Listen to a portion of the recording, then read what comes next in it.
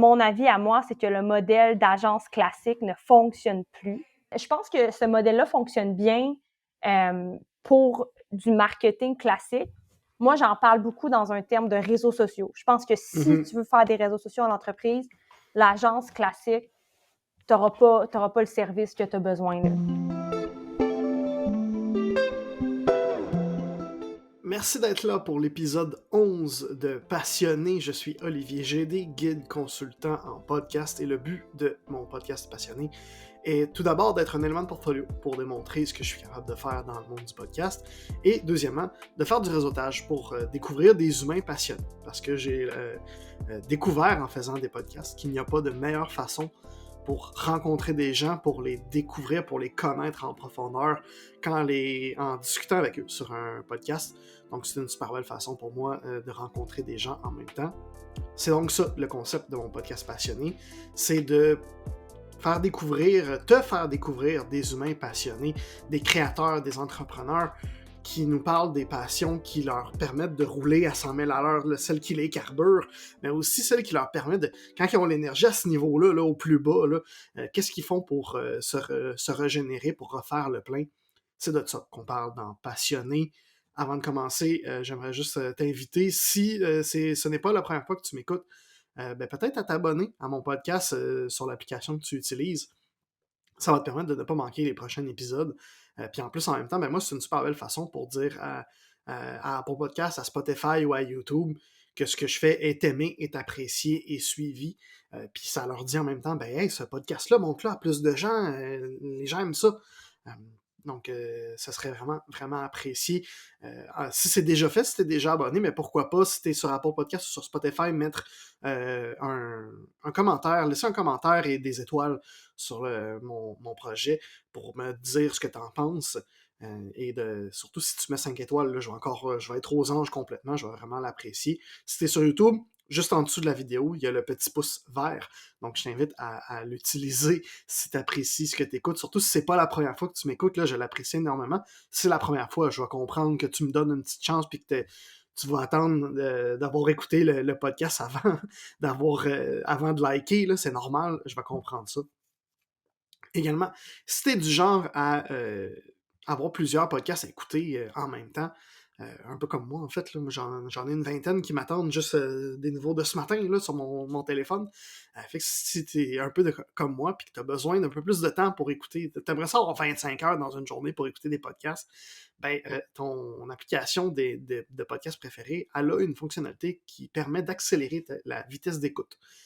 Donc, en utilisant la vitesse x1.25 ou x1.5, un podcast de 1 heure pourrait durer 40 minutes à la place. C'est une belle façon de gagner du temps. Pour vrai, moi, je l'ai adopté il y a plusieurs mois déjà, puis je suis pas capable de revenir en arrière. C'est vraiment, vraiment, là, je suis tombé en amour avec cette fonctionnalité-là, je suis plus capable de la laisser partir. Donc, je te recommande de l'utiliser toi aussi. L'invitée d'aujourd'hui est Marie-France Gosselin. J'ai découvert Marie-France comme tu l'as peut-être déjà, comme si tu la connais, là, probablement qu'on l'a rencontrée de la même façon. C'est sur LinkedIn avec ses publications parfois cinglantes, parfois bienveillantes sur le monde du marketing numérique, mais surtout des réseaux sociaux, de la création de contenu. Je trouve qu'elle est ultra, ultra pertinente. C'est probablement la plus pertinente ces temps-ci là, sur LinkedIn, sur Instagram aussi, sur TikTok, en fait, sur toutes les plateformes. J'adore la suivre parce que tout le temps, le mot juste, c'est tout le temps la bonne façon de l'exprimer. C'est tout le temps super pertinent. Donc vraiment, c'était nécessaire pour moi de la recevoir sur mon podcast parce qu'en plus, elle vit pour la créativité. C'est ça qu'on va se rendre compte. Justement, parlant de créativité, en fait, elle a créé avec des partenaires les rendez-vous de la création de contenu, justement, à beau hasard. Et elle a annoncé aussi récemment le sommet sur la gestion de réseaux sociaux dans le cadre de ces rendez-vous de création de contenu-là. Donc, c'est une journée de conférences et de panels diffusés en ligne et le prochain sera animé par Marie-France, celui qui est sur le sommet sur la gestion de réseaux sociaux. Elle pouvait pas tout me dire lors de l'enregistrement. Là. Je savais qu'il y avait quelque chose qui s'en venait. J'essayais d'y voler de l'info, mais elle n'a pas voulu tout me donner. Mais là, maintenant que c'est lancé, je peux t'en donner un petit peu. Donc, le prochain, c'est le 21 février 2014. Et 2014. 2024, et ce sera animé par Marie-France. En ce moment, au moment que j'enregistre, là, la programmation n'est pas sortie encore, les invités ne sont pas dévoilés, mais il y a des billets Early Birds à prix très avantageux qui sont disponibles. Moi, j'ai sauté là-dessus tout de suite parce que je savais que peu importe ça allait être qui, si c'est Marie-France qui gère ça, je sais que ça va être bon, je sais que ça va être pertinent. Fait que j'ai sauté là-dessus. En plus, si j'ai un rabais juste parce que j'achète plus tôt, ben allons-y comme ça. En plus, c'est plus simple comme ça. Je sais pas si vous entendez mon chat qui chigne après moi. Oui, Smoothie, je te donne l'attention après. Donc oui, ce que je disais, donc, si c'est Marie-France qui organise le sommet de gestion sur la gestion de réseaux sociaux, je sais que ça va être bon, je sais que ça va être pertinent, je sais que ça va m'être utile. Puis en plus, ben, c'est le 21 février 2024, je sais déjà, cette journée-là est bookée dans mon agenda, fait que c'est le fun en plus de le savoir à l'avance. Fait qu'il fallait absolument pas que je manque cette occasion-là. Donc, je t'invite à faire de même d'acheter tes billets. Le lien est dans la description du podcast. Puis Marie-France va t'en parler un peu plus là, si tu as besoin de plus d'informations. Ça suit dans quelques instants parce qu'on s'en va découvrir Marie-France Gosselin. Merci beaucoup, Marie-France Gosselin, d'avoir accepté l'invitation de passer au podcast Passionné. J'apprécie énormément que tu acceptes de venir me jaser en ce beau vendredi après-midi. Tu es gestionnaire de réseaux sociaux, cofondatrice des rendez-vous de création de contenu, formatrice médias sociaux pour La Fusée. Comme tu vois, j'ai très bien fouillé ton LinkedIn. Tout d'abord, ça va bien? Merci d'être là. Oui, ça va très bien. Merci de me recevoir. C'est vraiment un plaisir. J'ai remarqué, justement, quand je disais j'ai fouillé ton LinkedIn, j'ai remarqué que ça fait depuis longtemps que tu es en marketing. Tu as toujours été dans ta carrière professionnelle en marketing. Ouais. Pourquoi cette branche-là en marketing communication? Pourquoi les réseaux sociaux, mettons? Oui, en fait, en règle générale, communication. Pourquoi les communications? Ouais, c'est ça. J'étais un peu le parcours classique, là, je le dis souvent, de la personne qui parlait beaucoup au secondaire, puis on m'a dit, toi, clairement, une carrière en communication serait l'idéal. Fait qu'on m'a proposé, on m'a dit, voici ce qu'il faut que tu fasses au cégep, puis après, voici où il faut que tu ailles à l'université. Fait que ça a commencé comme ça. J'ai juste été en communication par défaut. Puis après, le rendu à l'université, c'est là que j'ai réalisé qu'il y avait beaucoup de portes, puis beaucoup de possibilités dans ce domaine-là, puis j'étais comme merde. Fait que c'est ça. Ouais, c'est vraiment parce que j'étais une personne qui parlait beaucoup, puis tu sais, on te dit au secondaire en tu vas aller en communication pour être journaliste ou quelque chose comme ça. Finalement, on finit en marketing, conseillère marketing pour des compagnies, là, tu sais, aucun rapport. C'est exactement la même chose que j'ai faite. C'est ça. C'est comme aucun rapport. Puis c'est ça, fait que les réseaux sociaux, dans le fond, c'est une des nombreuses portes que tu as essayé à l'université, puis c'était celle qui te plaisait le plus, dans le fond? Ouais, en fait, les réseaux sociaux, quand j'étais à l'université, il n'y en avait pas, là, tu sais, on parlait vraiment, vraiment pas de réseaux sociaux, ça commençait à peine. C'est vraiment en étant sur le marché du travail. J'ai entré sur le marché du travail très tôt, j'étais encore à l'université quand c'est arrivé, puis même si à l'université, on parlait pas de réseaux sociaux, mais on en parlait sur le marché du travail, tu sais, dans les entreprises, on en parlait, fait que j'ai appris un peu par défaut les réseaux sociaux en travaillant, mais comme j'allais à l'université, j'étais capable de voir beaucoup de liens entre les deux. Puis, tu sais, on en parlait quand même à l'université, mais on n'avait pas de cours où c'était à peine intégré, là, tu sais. Fait que c'est vraiment arrivé en étant sur le marché du travail. Ça veut-tu dire que t'es un peu comme une autodidacte de réseaux sociaux? 100%. Ouais, Mais j'ai eu le parfait parcours parce qu'au cégep, c'était un deck qui était très pratique. On avait des cours, il n'existe plus d'ailleurs ce deck-là aujourd'hui, mais tu sais, c'était des cours de photo, des cours de vidéo, on faisait de la rédaction, Fait que finalement, toutes les petits jobs que pourrait faire un gestionnaire de réseaux sociaux, on les avait fait dans des cours au cégep. Puis comme j'ai eu la chance de commencer à travailler très jeune, mais tout ce que j'avais appris, toutes mes compétences par rapport à tout ça, j'ai pu les appliquer extrêmement rapidement. Fait que j'ai jamais perdu ce côté-là pratique, même si à l'université, c'était super, comment je dirais, c'était très dans les livres, là, c'était pas concret du tout. Là. Ouais. Puis, fait que t'as dit que t'étais rapidement sur le marché du travail, encore à l'université, en entreprise. À quel moment t'as décidé de partir à ton compte? Parce que là, aujourd'hui, t'es à ton compte. Ouais. Depuis combien de temps? Ça fait juste 1 an que je suis 100% à mon compte. Ouais, j'ai commencé... en fait, là, ça fait plus qu'1 an, là, juste parce que les mois vont tellement vite. C'était en juillet l'année dernière. OK, fait qu'il y a un peu plus qu'1 an. Un peu plus qu'1 an. Je dois avouer que j'avais déjà commencé à prendre des contrats avant ça. Fait qu'un an avant, j'avais commencé à en prendre un petit peu, mais pas assez pour que je puisse aller à mon compte. C'était vraiment des petits contrats que je prenais on the side, en sachant pas si j'allais me lancer à 100% à mon compte à un moment donné. Je travaillais en agence, fait que je voulais pas en prendre trop. Je faisais des réseaux sociaux pour une agence, fait que là, c'était comme le sweet spot entre je prends des contrats, mais qui n'entrent pas en compétition avec les services que l'agence pourrait offrir. Fait que c'est ça, quand je me suis lancée à 100%, ça fait c'est ça, un peu plus d'1 an, mais 2 ans Puis à peu près que j'ai commencé à prendre des contrats. pourquoi le travail autonome plutôt que le travail en agence, vu que tu étais déjà là? Ouais, ben en fait, moi, j'ai commencé en entreprise. J'ai travaillé 6 ans pour une entreprise où j'ai occupé un poste de gestionnaire marketing communication. Fait que je m'occupais de tout à 100%. J'avais une équipe. J'ai monté ce département-là de A à Z.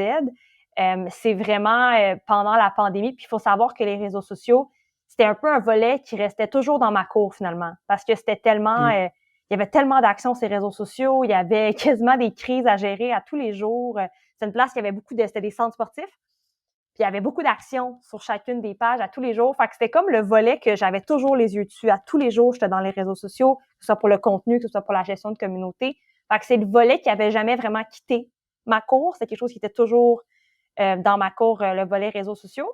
C'est vraiment la pandémie qui m'a fait réaliser beaucoup de choses, dont, tu sais, les gyms ont fermé du jour au lendemain. Avec la pandémie. Fait que moi, du jour au lendemain, il a fallu que je licencie toute mon équipe. Mais comme il y C'est avait... quoi le lien entre ton équipe puis les gyms? C'était parce que vous aviez beaucoup de clients qui étaient des gyms? en fait, c'était un centre sportif. En fait, au début, moi, j'ai commencé en entreprise avant d'aller en agence. Puis quand j'étais en entreprise, c'était une bannière de centre sportif. Puis moi, j'étais au OK. siège social. Fait que j'avais mon équipe au siège social. Ah, OK, Puis je vu comprends. que toutes les bannières, toutes les gyms ont fermé, mais tous les centres, il y avait 12 centres. Ben oui. Ils ont toutes fermé d'un coup. Fait qu'il a fallu que je licencie tout le monde. Mais il y avait quand même un désir pour le head office de rester actif sur les réseaux sociaux.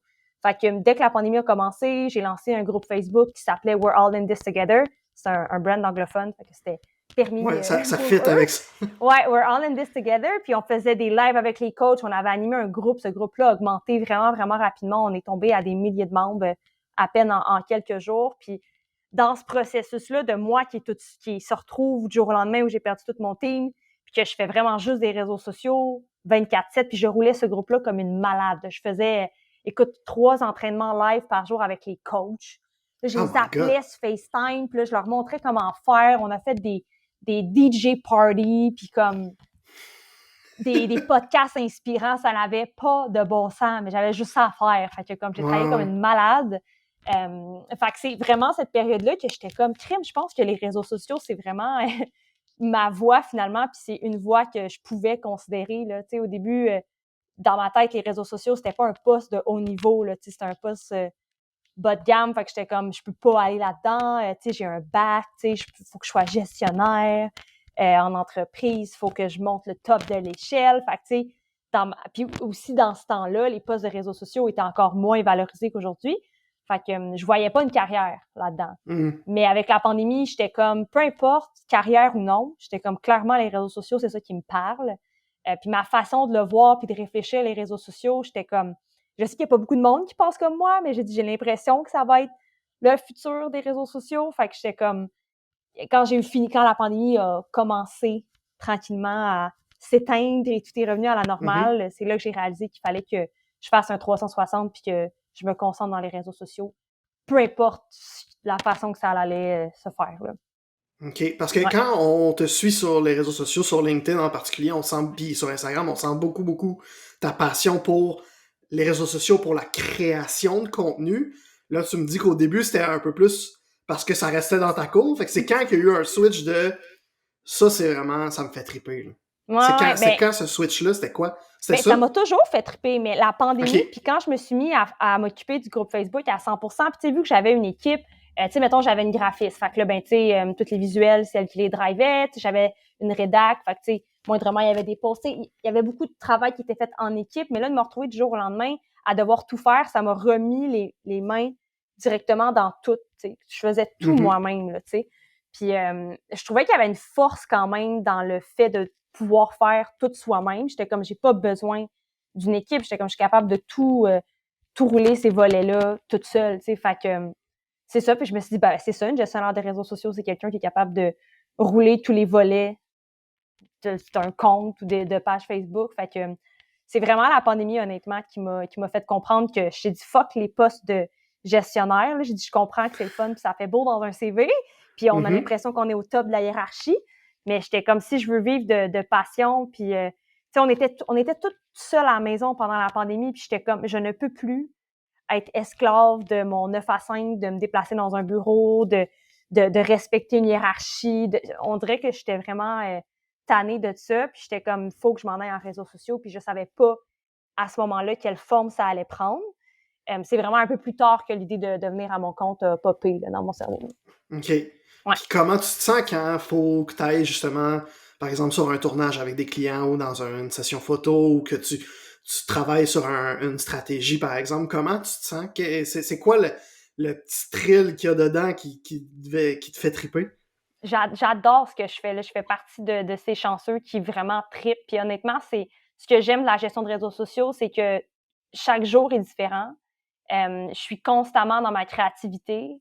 Je peux autant faire de la stratégie, réfléchir. Après ça, je peux me mettre dans de la rédaction, me laisser m'éclater là-dedans. Après, je peux retourner dans des visuels. Après, je peux aller faire du montage vidéo. Fait que je pense que c'est le rythme rapide puis le fait de Hmm. pouvoir changer de format puis m'éclater dans ma créativité là-dedans. Là. C'est ça qui me fait OK. triper. Est-ce que c'est quelque chose que tu sentais que tu avais peut-être de la misère un peu avant d'être en réseaux sociaux, exploiter ta créativité?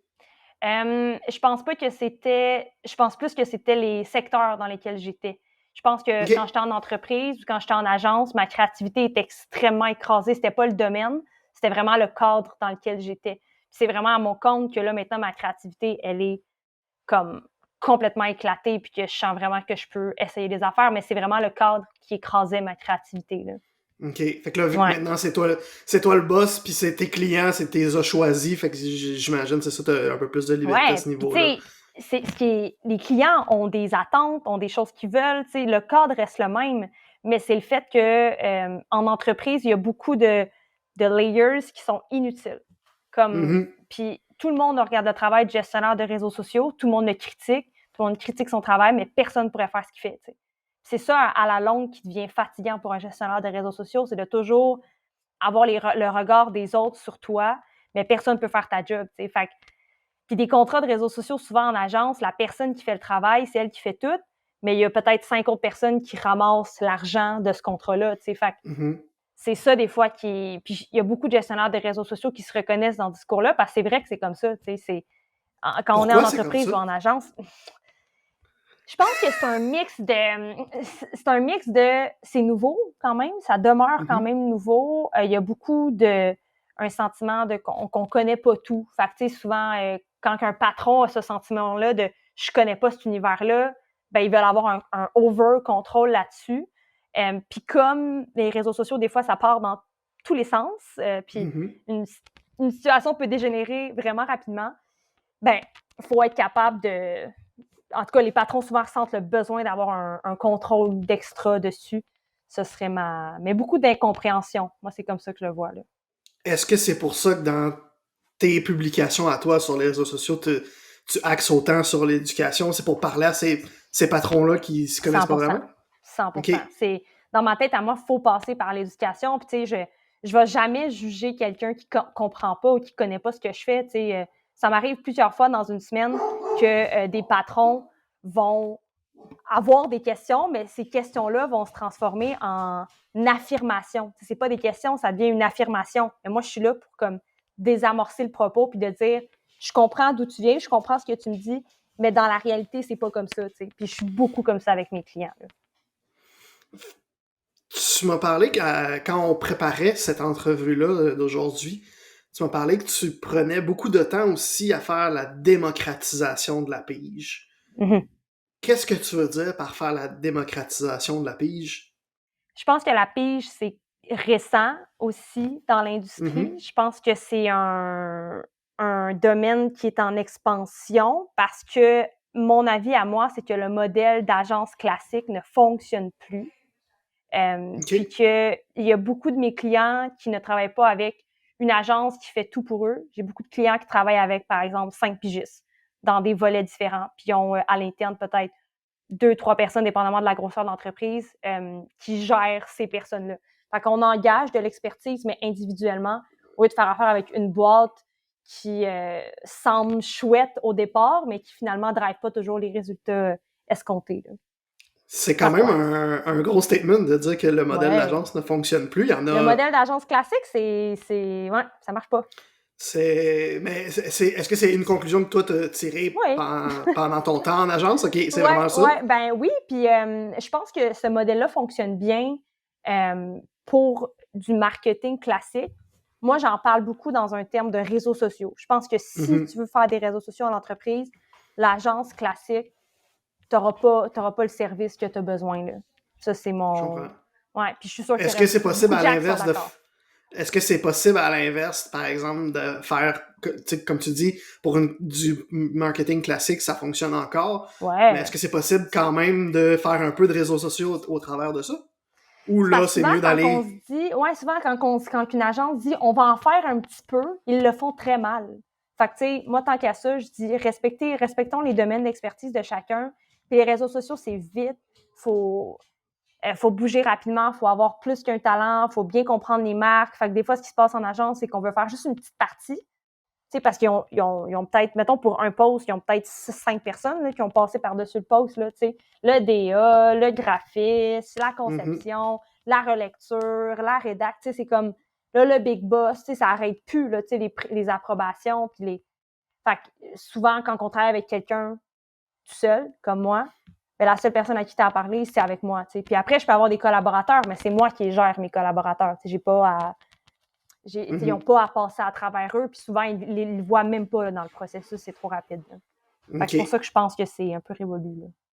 Je comprends. Ouais. Puis, ben, il y a quelque chose que je veux comprendre par contre. Attends. Parce que vu que tu as des collaborateurs, est-ce que t'es un peu comme ton entreprise est un peu comme une agence qui ne s'appelle pas une agence? Oui, ben, j'ai comme le goût de te challenger là-dessus. Ben non, mais moi, ce que je critique, c'est le modèle classique de l'agence. Okay. Il y a beaucoup d'agences maintenant qui fonctionnent avec des collaborateurs, puis que c'est juste des pigistes. Des fois, il y a une seule personne ou 2 personnes à l'agence, puis on travaille avec 6 pigistes. Moi, pour moi, c'est pas une agence classique. Ça, c'est un modèle renouvelé d'agence. C'est pas le terme agence que je critique, je pense que c'est le terme d'agence classique, de dire que tu engages du monde qui travaille temps plein, puis tu leur garantis des bonnes conditions, un bon salaire, puis impossible. T'sais, si tu travailles en agence, tu es sûrement sous-payé, puis tu n'as souvent pas des bonnes conditions. T'sais. Ça, c'est encore la réalité. Là. Ça, c'est pas une opinion, c'est vraiment comme ça que ça se passe. Puis tu peux avoir affaire aussi à des... Des fois, ils vont mettre tout le monde à la porte du jour au lendemain parce qu'ils perdent des clients. Fait que je trouve que ce modèle-là fonctionne pas. Quand tu travailles avec des collaborateurs, tu perds un client, le collaborateur le sent pas, il peut aller chercher d'autres mandats ailleurs. Là, fait que c'est vraiment plus un travail de collaboration dans l'industrie créative avec d'autres gens qui ont des talents différents, fait qu'on collabore tous ensemble. Ça me semble être la nouvelle voie. Là. Comme tu aimes beaucoup faire de l'éducation sur les réseaux sociaux, j'ai le goût de te donner le spot puis de te demander que ce serait quoi la bonne pratique qui est pas assez utilisée dans le monde des réseaux sociaux en entreprise et à l'inverse, c'est quoi la mauvaise pratique que tu vois trop souvent? Ça, c'est une très large question. Oui, je sais. Je te donne le spot. T'as 5 minutes, vas-y. Parce que il y a tellement de bonnes pratiques puis il y a tellement de mauvaises pratiques. Tu sais, j'ai pas l'impression que... Tu sais, je pense que si la question était posée avec un genre de « OK, je suis une entreprise en retail qui a une présence sur Facebook et Instagram, quelles sont les meilleures pratiques, mettons? » Là, ça serait plus logique. Mais je dirais que de manière générale, je peux te parler de ce que les gens sous-estiment beaucoup. Puis dans ce qui est sous-estimé, il y a clairement tout l'élément de gestion de communauté qui est méga sous-estimé par beaucoup d'entreprises. Fait qu'ils prennent pas de temps pour jaser avec leur monde. Ils ne créent pas non plus du contenu qui demande une interaction avec leur communauté. Fait que ça crée comme une déconnexion entre les entreprises puis leurs clients. Ça, je le vois très, très, très souvent. Fait que de mettre plus d'argent dans sa gestion de communauté, puis on crée pas du contenu juste pour créer du contenu. On veut pas juste aller mettre un post pour dire qu'on a créé un post. Moi, il n'y a rien qui me donne plus envie de vomir qu'une une publication joyeuse Saint-Valentin, là, c'est non. Tu sais, c'est non. Comme on n'est pas là pour juste polluer les écrans de tout le monde, là, tu sais. Fait que de créer de la valeur pour ses clients, ça, c'est la nouvelle façon de faire, là, tu sais. Puis en créant de la valeur à ses clients, ben, ça fait en sorte qu'il y a un échange, puis eux ont envie de t'en redonner en retour. Fait qu'est-ce qu'ils vont... Quand que je dis redonner en retour, ils vont te redonner en sauvegardant ta publication, en ajoutant un commentaire, en commandant ton produit. Le fait qu'ils commandent ton produit, ils vont peut-être être tellement satisfaits qu'ils vont aller laisser un review. Fait que c'est toute cette chaîne-là d'interaction que tu veux générer sur ton compte. Fait que ça, je dirais que c'est comme un plus, mais en même temps, c'est un moins. T'sais, ils mettent pas assez d'argent là-dedans, mais ils devraient en mettre plus, t'sais. Fait que c'est comme un bon mix des deux. Parce que quand on parle de gestion de communauté, souvent, de moi, ce que j'ai vu, là, peut-être que c'est un angle mort aussi que j'ai, mais j'ai l'impression que quand on parle de gestion de communauté, ben, on va souvent réduire ça simplement à répondre aux commentaires en dessous des publications. Mais il y a tellement plus, c'est vraiment de créer un lien, en fait, entre la marque et sa clientèle. 100%. C'est quand on fait de la création de contenu, exact. C'est de la création de contenu, petite branche à part, la gestion de communauté, autre petite branche à part. T'sais, la gestion de communauté, la personne est vraiment là pour s'assurer qu'il y a un lien entre l'entreprise puis puis ses clients. Là, c'est vraiment ça l'idée. Je veux revenir au concept de base de mon podcast qui est de présenter des créateurs qui ont une passion qui les fait carburer à tous les jours, qui les fait rouler à 100 000 à l'heure et celle qui leur permet de se relaxer, de refaire le plein. Puis quand je t'ai parlé de ce concept-là, tu m'as dit, et je cite, je ne suis pas fan de tricot ou d'escalade, je suis en amour avec mon quotidien. Qu'est-ce que ça veut dire être en amour avec son quotidien? Puis, t'as-tu quand même une activité qui est pas de l'escalade, mais qui te donne, que t'aimes faire aussi plus souvent? Ben oui. Puis c'est parce que souvent, quand on demande, as-tu une passion? Je suis comme, j'ai pas une passion, genre, je collectionne pas des Funko Pop ou quoi de même, j'ai pas une passion précise, mais, moi, je suis une fille vraiment qui a besoin d'aimer ce que je fais quotidiennement. J'ai besoin d'être saine à tous les jours et à toutes les secondes. Je suis pas bien, je suis très intense, fait que dès que je suis dans un cadre où je me sens pas bien, trop serré, ça vient déranger toute ma vie, là, tu sais. Fait que j'ai vraiment besoin d'avoir un quotidien stable dans lequel je suis bien, puis tu sais. Fait que c'est pour ça que je dis souvent que mon quotidien, c'est ma passion parce que j'ai besoin d'un quotidien qui me fait plaisir. C'est vraiment basic de même. Mais j'ai quand même, tu sais, j'ai un chien, justement, tu sais, fait que j'adore mon chien, j'adore les chiens de manière générale, tu sais, je m'entraîne aussi avec mon coach, fait que, tu sais, j'ai ça aussi que je fais qui m'aide beaucoup mentalement. Puis j'ai été instructeur de dance fitness pendant 10 ans. J'ai arrêté, ça fait juste 1 an. Fait que tout ce qui était Zumba, dance fitness, j'ai fait ça pendant 10 ans. Puis encore aujourd'hui, cette gang-là, les gens qui faisaient mes cours, c'est des gens à qui je parle régulièrement. Je vais faire les cours. Fait que, tu sais, je pense que ça, on peut appeler ça une passion, là, parce que c'est quelque chose que j'ai fait pendant 10 ans et qui me fait vraiment triper, là. Ouais. Je comprends.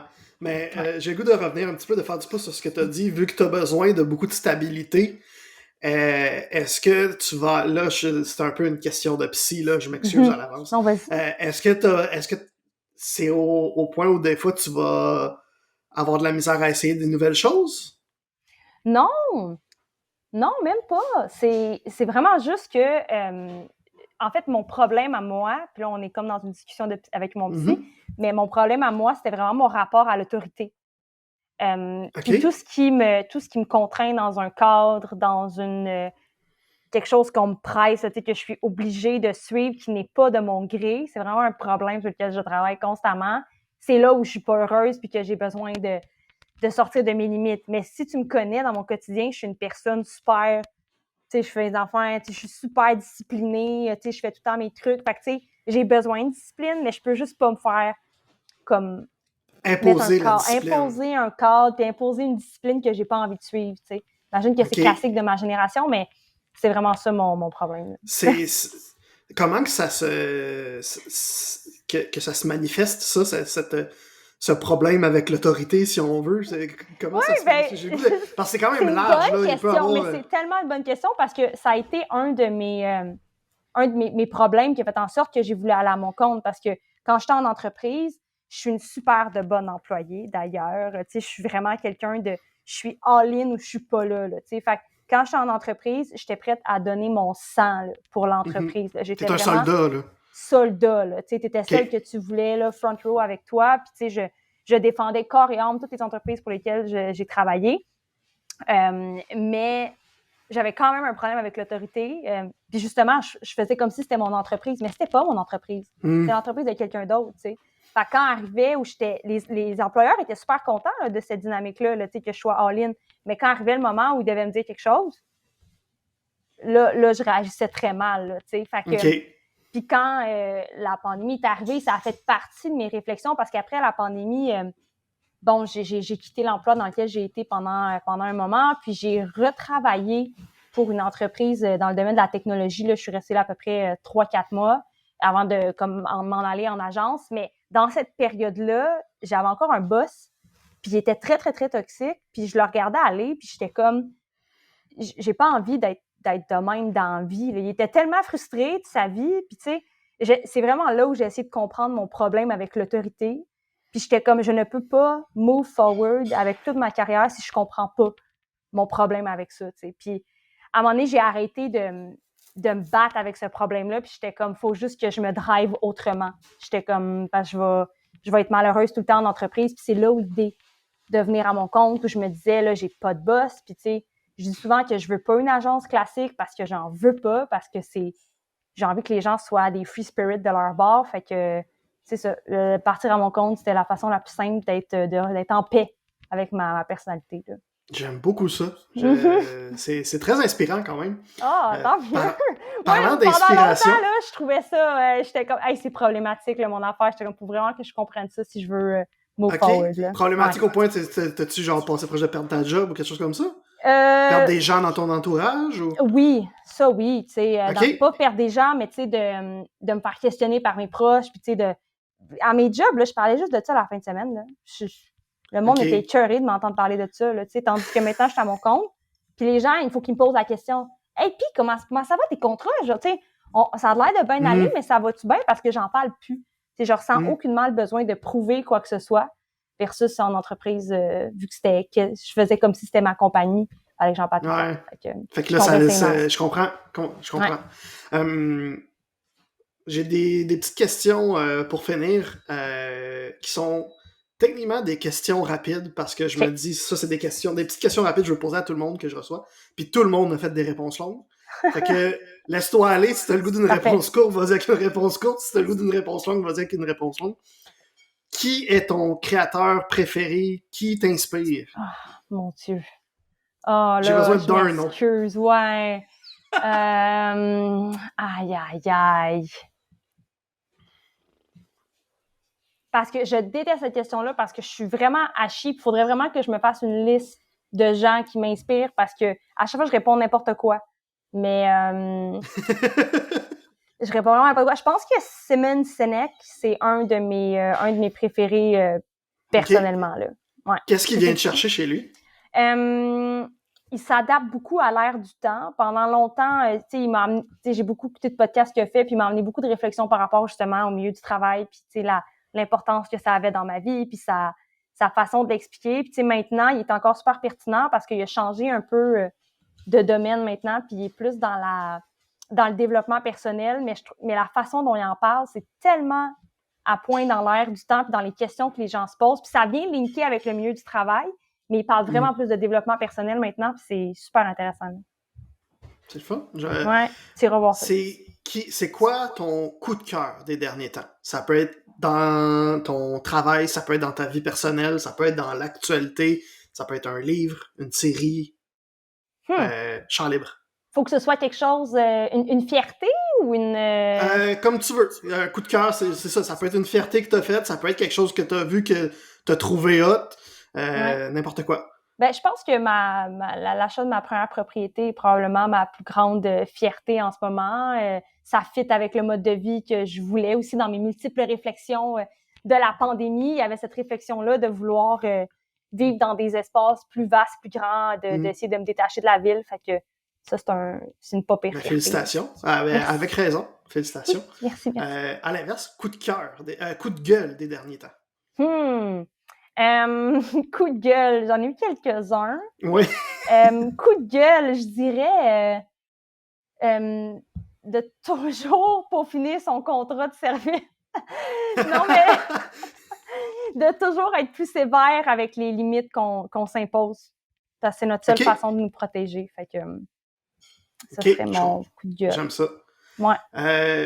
Juste avant la toute dernière question, je réalise, on n'a pas parlé complètement oublié de parler des rendez-vous de la création de contenu avec toi, qui était un super beau projet sur lequel tu as travaillé cet automne. J'ai complètement passé à côté. Je veux que tu m'en parles. C'est quoi les rendez-vous de création de contenu? Comment c'est né? Fais-moi le portrait global. Là. Ouais, ben les rendez-vous de la création de contenu, c'est vraiment un terrain de jeu. Là. C'est vraiment un espace où on a du fun là-dedans. Ça a commencé au moment où je m'en allais me lancer à mon compte avec mon collègue et partenaire d'affaires Alex Turcotte. L'année dernière, lui, il venait de se lancer à son compte. Puis, il m'avait dit qu'il voulait participer à un festival X sur TikTok, je sais pas quoi. Puis là, j'avais dit, mais fais donc ton propre sommet. J'étais comme, t'as pas besoin de personne. J'ai dit, fais juste ton propre sommet, tu sais. Puis la journée que j'ai dit ça, le lendemain, moi, je me suis fait mettre à la porte de mon agence parce qu'il y a eu des coupures massives à l'agence. Fait que le lendemain, j'ai perdu mon emploi. Puis, je l'ai dit à Alex, puis il était comme, bon, ben, tu sais, l'affaire, tu me parlais de TikTok, ça te tente-tu d'embarquer avec moi, tu sais? Il était comme, tant qu'est-ce que t'as plus de job, ça te tente-tu d'embarquer? Fait que j'ai dit oui, puis j'étais comme, let's go, on fait ça ensemble. Fait que c'est vraiment dans cette optique-là qu'on a lancé le premier sommet, puis suite à vraiment la grande popularité de ce sommet-là, où, tu sais, on a eu 350 billets qui ont été vendus en dedans de comme un mois et demi. On s'est dit qu'il y avait quelque chose à aller creuser, soit dans la méthode, soit dans le sujet, mais que clairement, il y avait quelque chose à aller creuser là-dedans. Fait que c'est là où nous est venue l'idée de starter les rendez-vous de la création de contenu, puis que les rendez-vous soient divisés en différents sommets dans l'année sur les sujets qui sont pertinents dans l'actualité. C'est des sommets qui se font en ligne, fait que c'est des événements virtuels qu'on fait au studio Sparkling, puis justement, au studio Sparkling, le propriétaire, c'est David Spiroman, puis il s'est associé avec nous récemment, fait que maintenant, on est les trois dans ce projet-là, puis on s'éclate, là, vraiment, là, on se prend pas trop en sérieux dans ce processus-là. Moi, j'ai vraiment un désir avec ce projet-là d'offrir des rendez-vous, des événements qui sont très concrets. On dirait que j'ai suivi tellement de formations où, tu sors de la formation, puis je me disais, mais qu'est-ce que j'ai appris aujourd'hui, là? Comme que je me demandais, puis je payais très cher pour des formations que je me demandais tout le temps ce que j'avais appris.